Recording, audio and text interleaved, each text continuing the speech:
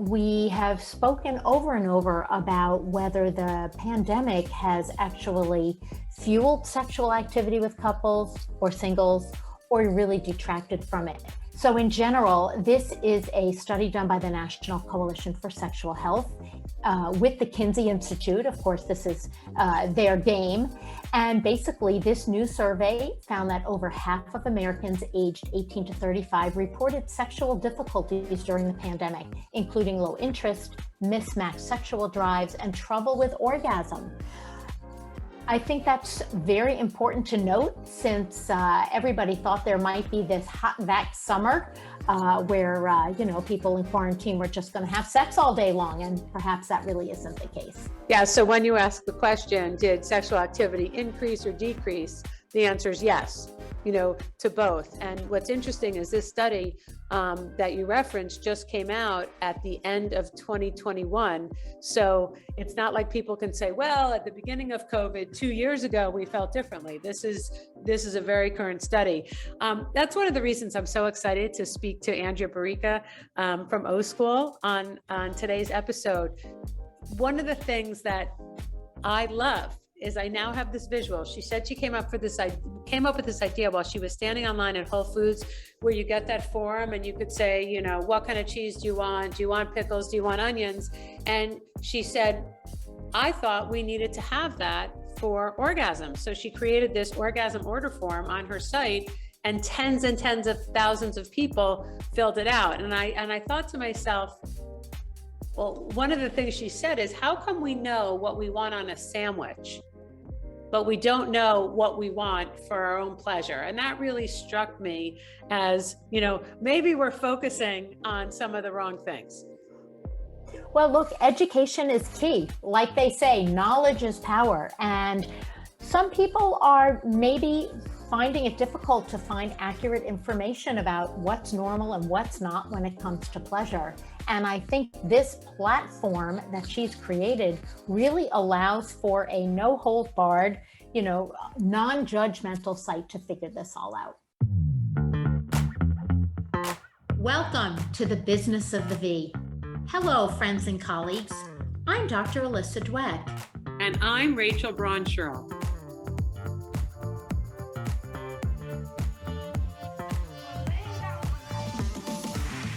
Each week, we bring you the most fascinating investors, inventors, entrepreneurs, academics, and healthcare practitioners who are making things happen in women's sexual and reproductive health. If you are a woman, know a woman, have a business, or care about your V health and wellness, fasten your seatbelts and listen in to another informative and inspiring episode. We are so happy to have Andrea Barrica today, who's the founder and CEO of O.School. She has worn many, many hats and is one of the smartest entrepreneurs I've had the pleasure of working with. Welcome. We're so happy to have you. Thanks for having me. We are delighted. So let's just jump right in.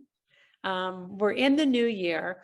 You started O.School as one thing, and now it's evolved into something else. Tell us about the idea and the progression, where the business is right now. I started O.School so long ago now. It was 2016. I was personally dealing with a lot. I was in a venture capital firm working, and my first foray in the space was actually looking at how I could invest in the space. And back in 2015, 2016, you were just starting to see LV, the breast pump, get funded. And then you were seeing, reproductive health was starting to be okay. Not there, but, Flex, the Y Combinator backed, menstrual disc. Yeah. Right. These started to come into view. And of course I saw this and I was like, oh, I want to make these investments. And of course I was just told, no, fertility, cool, but sexual wellness. I was looking into pleasure, and I was looking into, different part erotica. And it was like, absolutely not. Excuse me. You were told no from your venture capital firm.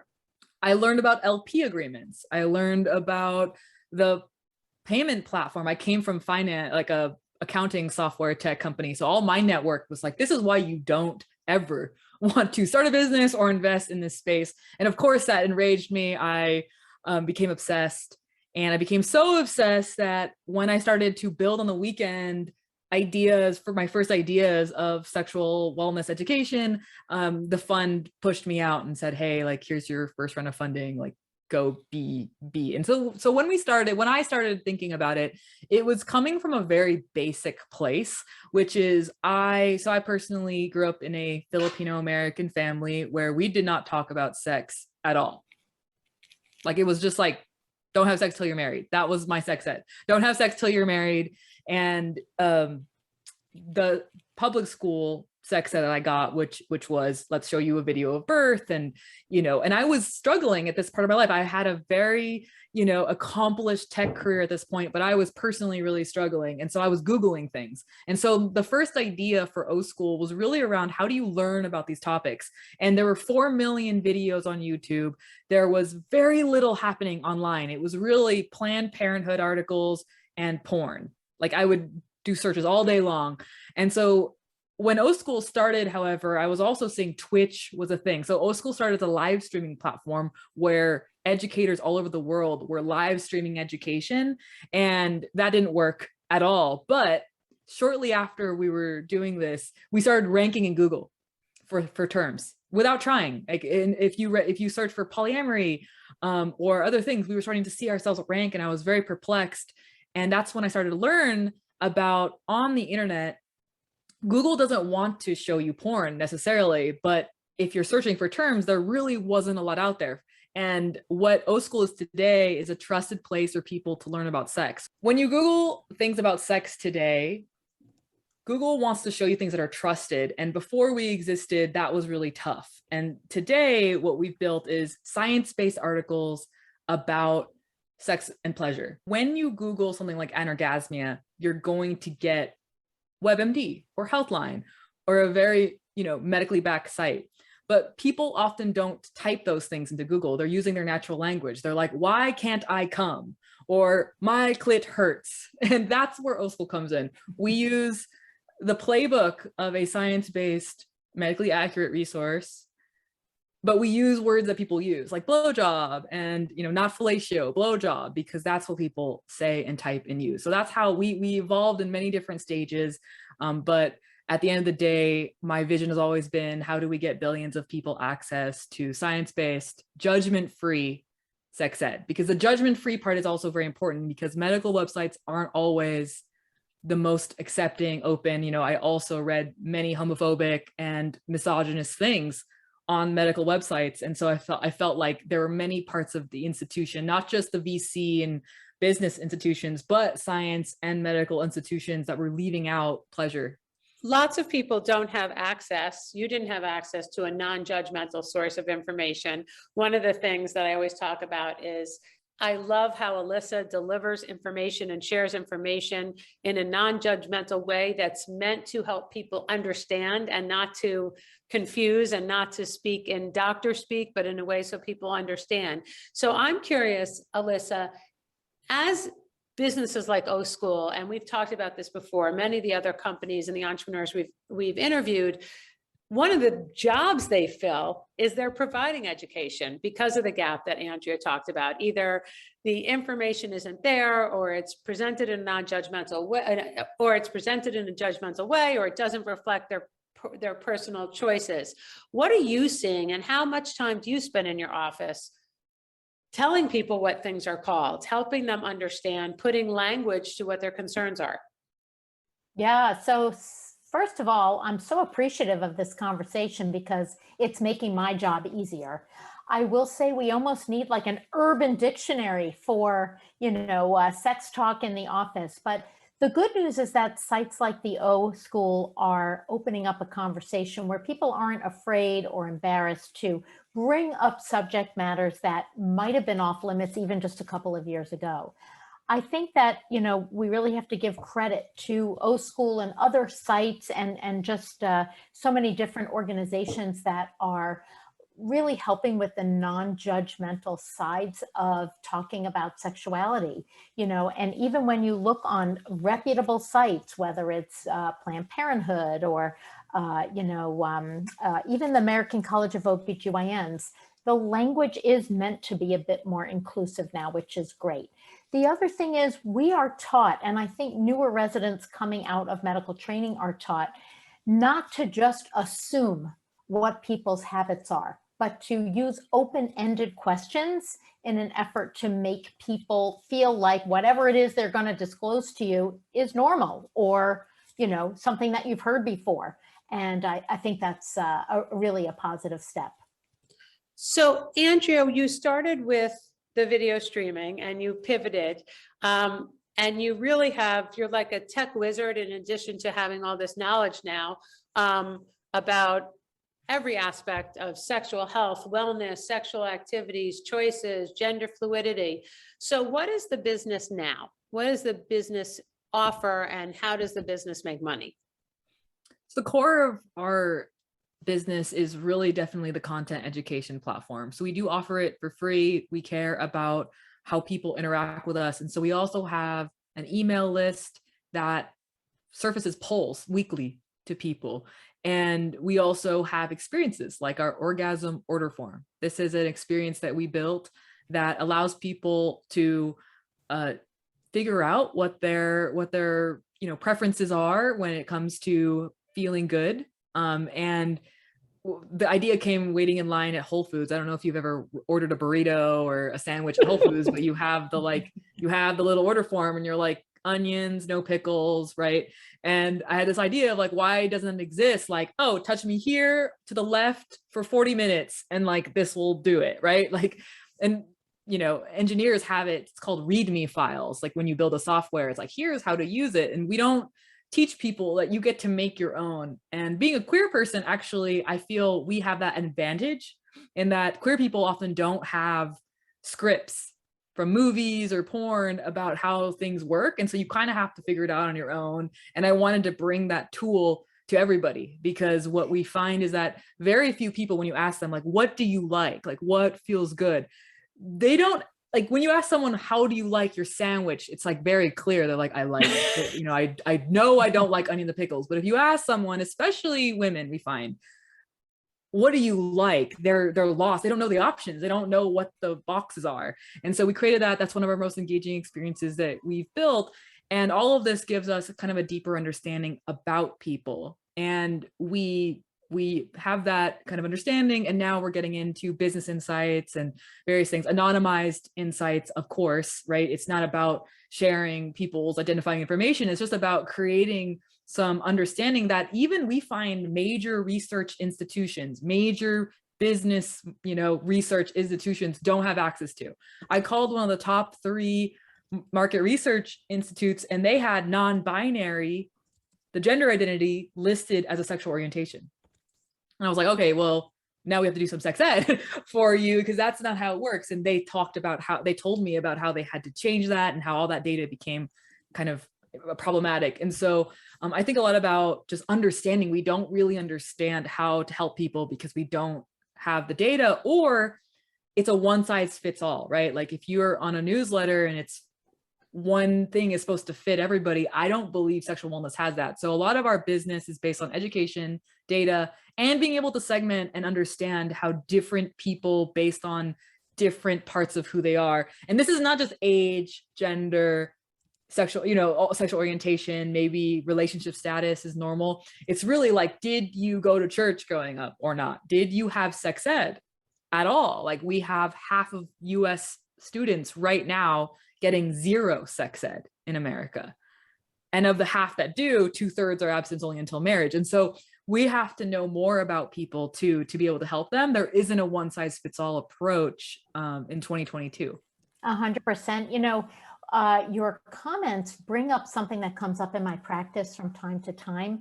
Oftentimes I'll see patients and, obviously I'm a gynecologist, so I'm mainly seeing female patients or people who identify as female, and their complaint is of a low libido. And one exercise that we often talk about with these patients is this direct communication. And if they can't put their desires, wants, or what's pleasurable for them into words, You know, we give them an exercise to do with their partner that involves drawing stick figures and saying, you know, this is a red zone, don't touch me here. This is a green zone, yes, let's do it. This is a yellow zone, I'll think about it, but we have to talk first. And I think that that makes it very easy to open up the lines of communication, even between couples that have been together for a while and maybe don't have that communication. So here's today's hot flash. This Kinsey Institute study reiterates that communication is probably the most important factor when it comes to sexual satisfaction and pleasure. One of the things that you both mentioned goes to the conversation and sex ed. And I've harped about this a lot, that for the states that do require sex ed, some don't even require that it's medically or scientifically accurate. No one's being taught about consent. That's why when you talked about the stick figures, you know, do not touch me here. It's just really interesting. And there's clearly a growing body of research that suggests if children are taught the right names for their genitals and their body parts and understanding what they do and how they might fit together and what they're made for, that they're much more likely to report instances of trauma or abuse. And that is not meant to be a downer as much as this is really important for pleasure. It's really important for safety. It's really important for boundaries. So I want to go back though to the orgasm order form, which I love, which I filled out. So I'm sure I'm blinded in there somewhere. Just share, this is crazy how many people filled this out and some of the things that you actually learned.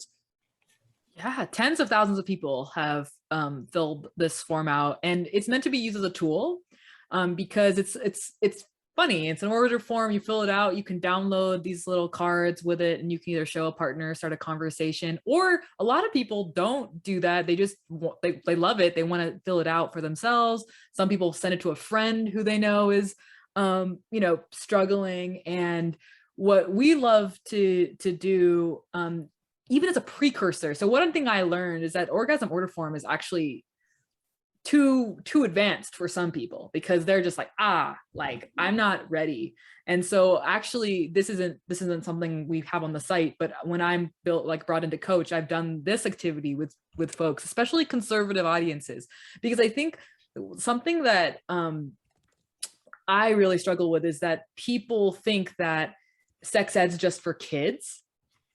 And we are exclusively an 18 platform. Of course, you know, people of all ages come to the site, as any site is available on the internet. That's not barred by a paywall. But when you deal with how much shame people have accumulated, like there are 60-year-old women in this country who are not ready for something like our orgasm order form. So we start them with something I call a delight list, where it's just list me 10 things that feel physically good, and start with things that are not sexual or have anything to do with your genitalia. Like, I will lead with people saying, I love getting my hair blow dried. I love, you know, that's a sensation that feels really good in my body. Like that's how far we have to go with people who have lost that connection. And there's nothing medically wrong with them. They may not have something that you would have to see a gynecologist for. It's just they have blocks. It's something that therapists need to know how to deal with people, but it often never comes up that someone is cut off. And so I just want to bring that up because our orgasm order form, you know, tens of thousands of people have filled it out, but we often get people who are like, this is too much. I couldn't even bring this to my partner or me. I'm not ready. And so O.School really exists for those people too, who, you know, there are a lot of resources on the internet. We're not the first. There's tons of sites that are available for people who know what they want to learn about and go. But we are often, people find us because they're searching in Google. So one of our top search terms, like our top landing pages right now is watching porn a sin? Not is watching porn healthy? Not like we rank for is watching porn a sin? Because there's something there that like, do you talk to your doctor about that? A therapist? Like who do you talk to about things like that? So, you know, people bring so much of their value system, their upbringing, their culture, their value system that's based on their family to the table when it comes to sexual health. particularly in that question that you're posing about what's sinful and what's not, and all the religious implications. I'm just curious, what do you do with the information you're compiling, not for yourself, because I'm sure you're, collecting all kinds of data and composing analytics, but what are the answers to the people who are filling out this questionnaire, or are they not really getting answers and it's just it's an exercise for their thought? It's mostly the latter. So people fill it out and they have what they've said for themselves to download. But oftentimes we will anonymize and consolidate the data and show it back to our community. So in our polls, for example, in emails, we have questions. For example, one of our more engaging ones is it okay to masturbate while your partner is asleep? Yes, no, like there's a few options. And it's one of our most engaging. And we ended up just having this poll and then showing the community what they all said. And it's permission giving. Because what I often say is sex ed is not about just education. It's about unlearning things. And so when you show people you're not alone, or this thing that you thought was so, crazy or shameful or rare is actually super common and quite nothing to be ashamed about, that I feel like is the healing that I needed growing up, that even searching on the internet may or may not, scratch the itch. For example, body shame, you can watch 100 videos on YouTube about body shame, and it's still like something that takes so much time. And that's why support groups are helpful. And I know that a lot of medical professionals, like, patient groups and all these things. And the reason they're important is because it's not just about what you're going through. It is seeing with your own eyes that other people are experiencing it too. Yeah. And so when people always ask, what's normal? Am I normal? Is this normal? So that exactly definitely speaks to that. And so we have data that's just being able to say, hey, like a few hundred of you took this poll and look how across the board even you all are on all the different options, or, and that is what we get feedback about that makes me excited. So we take the data and we just get to learn things. We have questions too. We're a very curious team. Like, who uses the most vibrators, and what religious group uses the most vibrators? Just questions, right? Obviously this has commercial applications, but in general, it's just helpful for us to know what is the foundation for people's choices when it comes to these. And I think it's just, what I hate is this monolithic type thinking, like millennial women do this. Like there's so many types of millennial women that, people going through menopause do this. It's like, what does that mean anymore? And so the data actually helps us complicate all of those monoliths. So two thoughts. So I just want to say, is that a vulva pillow, throw pillow? It is. It's a vulva Mother Mary. I'm a Catholic, so I feel like that is a Mother Mary vulva. That's like a whole nother episode, conversation piece. But going back to the business, you made a couple of comments, which, we're familiar with, that it's hard to get payment processors depending on what you're selling. And there's issues we all know with advertising. What is the business? What kind of company or person would come to you that helps you drive the business of O.School? All types of people trying to sell reproductive health type services. Fashion companies have come to us. Hair color companies have come to us. A major hair color company came to us and said, "Oh, do divorced men, do they feel sexier when they color their hair?" They thought we would have something to say about that. We didn't, but that these are just examples of people coming to us with all types of questions. So people have questions in business, and that's why I brought up like the top market research firms. You'd think they would have insights about this, but they very rarely feel comfortable going into this area of content. It takes a level of education. It takes a level of discretion, and people have trauma around these topics too. And so a lot of people find it very risky. Do you feel like your audience is skewed in any way when it comes to the data that you're interpreting? I mean, because after all, these are curious people that are answering. They're people that are automatically searching for answers regarding sexuality that they didn't get elsewhere. But what about, the unrepresented, those who are too afraid to even go online and consider these questions? Right. Well, we don't reach we definitely have a skewed audience, and we've actually done a US Census verified study with people not on O.School just to verify how open the people who come to O.School are. And so definitely if you are looking for people, for example, the is it okay to masturbate when your partner is asleep? We were astounded that 0 people, there was one option that was like, it's not okay. It's never okay to do this thing. And we ran it a couple times, and in one instance, a few hundred people surveyed, 0 people came out to it's not okay. And I know for a fact there are people out in the world who would be like very upset potentially at this idea. And so internally we see these things, and we actually have done external studies to kind of try to study that baseline. But to your point, even, researchers, student researchers have come to us who are doing their own research. It's one of the toughest, many people just opt out of surveys about sex, period. They're not open to it. They think it's something super private and personal. And to those people, in terms of how to serve them, they often come to us through the search pages that we have that have nothing to do with vibrators or sex or anything. It is really the voices pieces. Often I think we get those people out of concern for other people. One of the things, the most conservative people around sex, they're not without curiosity, but it can't be about them, is what I've learned doing what I do. Like if it's like, I'm asking for a friend, right? Exactly. And that's why the non-judgmental, for me and our values, we put judgment free above science-based sometimes, because if we're all science and don't keep in mind that some people are just so ashamed about this topic, I call it like the shame, there's a shame, barrier that we have to cross. And just being someone that you can say anything to is really, really, really important. So ultimately, this is a business. How are you making money? Are you selling the data? Are you creating custom surveys? So people buy insights, like they want to learn things. They might run some things with us. Some people, they want to just try this out. We've been pre-revenue for most of the company's life. And just recently this year, we've started to think about people who need to answer these questions. So they come to us and they need content because, for example, if you're a large brand and you just start asking these polls that we're asking to your audience, what is your audience going to do?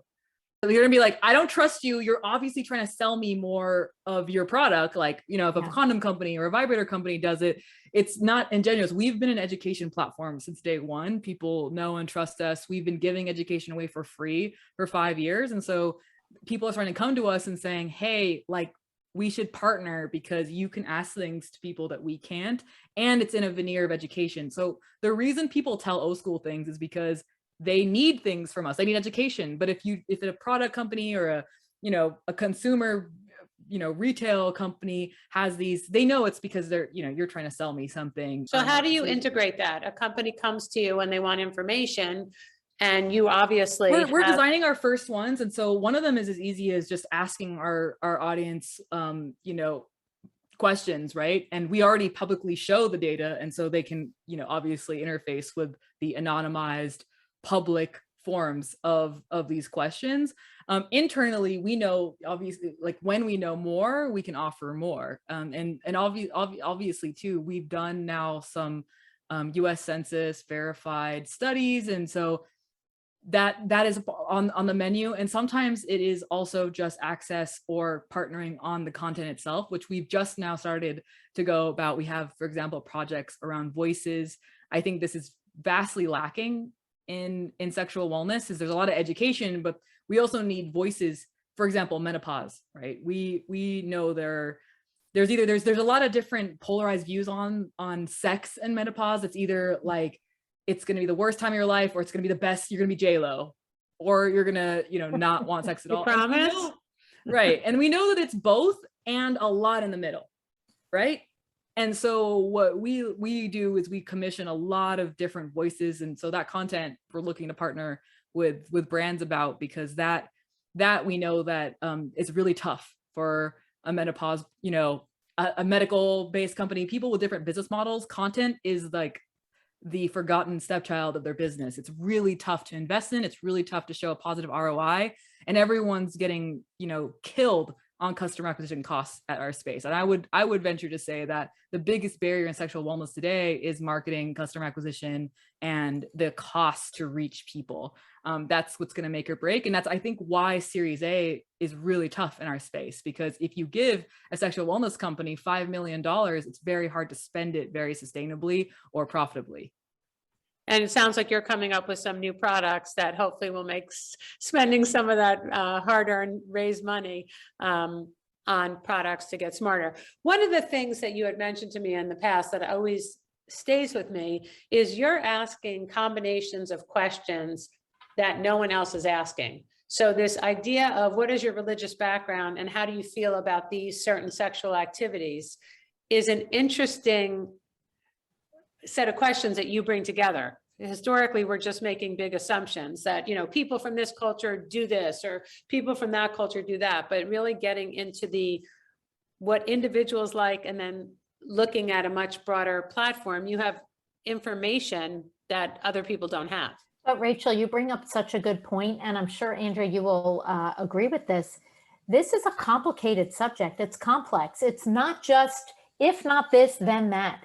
There's a lot of gray in between. So I think your questionnaires and the orgasm survey, which I absolutely love, is really taking that into account. I mean, you may have all of your health in order and the best nerve supply and vascular supply to your clitoral area, but if you hate your partner and you have a lot of resentment, guess what? Things aren't going to work out right. If you came from a religious background where sex was only for having children or getting pregnant and nothing else, nothing to do with pleasure, it doesn't matter that everything else is perfect. So there are a lot of ingredients in this broth, if you ask.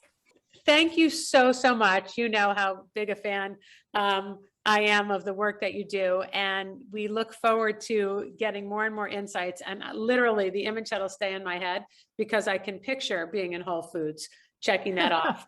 Wouldn't that be a great product if you got like a sheet and you could check it off and say, this is what I like. And it sounds funny, but when you go back to what Alyssa said and what you said, how personal it is, how many different factors there are, whether it's physiological, psychological, cultural, wouldn't it be great if we all had our own order form that defined what we were interested in and what was pleasurable for us? Last story I'll leave you is we were invited on T-Pain, the rapper's TV show, and he filled it out. And at one point he stopped because one of the questions is like, what makes like the best orgasm for you? And he stopped. He's like, I've had sex with literally hundreds of people and no one's ever asked me that. And he like had a moment, and we have his filled out form. And so I've seen it. Doesn't matter who you are. Like, it's really also just like groundbreaking that you can say the words and talk about, you know, and have permission to say, this is what I like. Keep it going. Keep answering the questions. Keep asking the questions. I'm in this space all the time, as is Alyssa, and literally every time I get one of your newsletters, I learn something. Thank you. It's my pleasure. And I'm so excited that y'all are keeping the conversation going, especially with Dr. Dweck being an amazing gynecologist where you can talk about those things. I wish I had a gynecologist like Dr. Dweck.